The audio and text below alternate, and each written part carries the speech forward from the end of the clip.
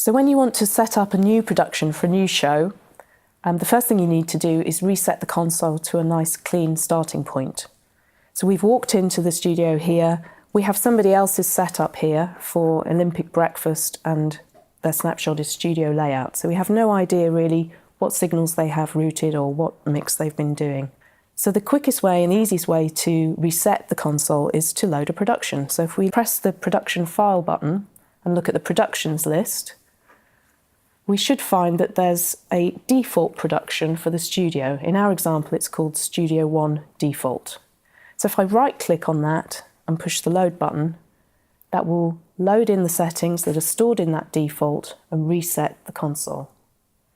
In our example, there are a few input channels assigned, and we have VCA masters and some groups and a 5.1 master on the main fader strips.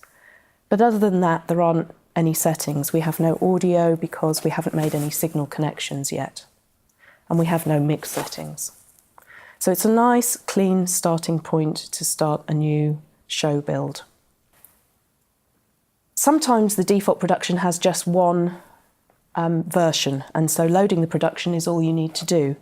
But in our example, we have a choice of different snapshots, which we can find in the snapshot list, giving us a choice of starting points. So in my example here, I have a default for starting a 5.1 and also a default for starting a stereo show.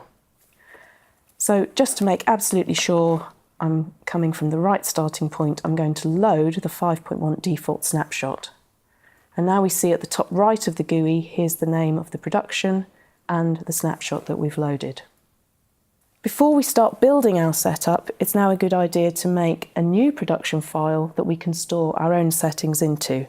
So if you go back to the production list, you can then choose the Save button. That will save everything in the console memory right now into a new file.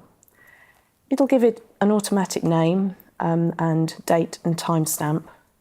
And I'm also going to click in here and just give that production a name so we know that that's for our new show. If we have another look at the snapshots list now, we can see we've carried forward the default snapshots.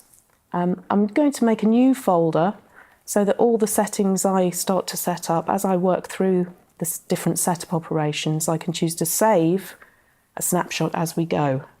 You don't have to do this, but the advantage is if you make a mistake, you can then go back to an earlier snapshot and load that so that you have a level of undo.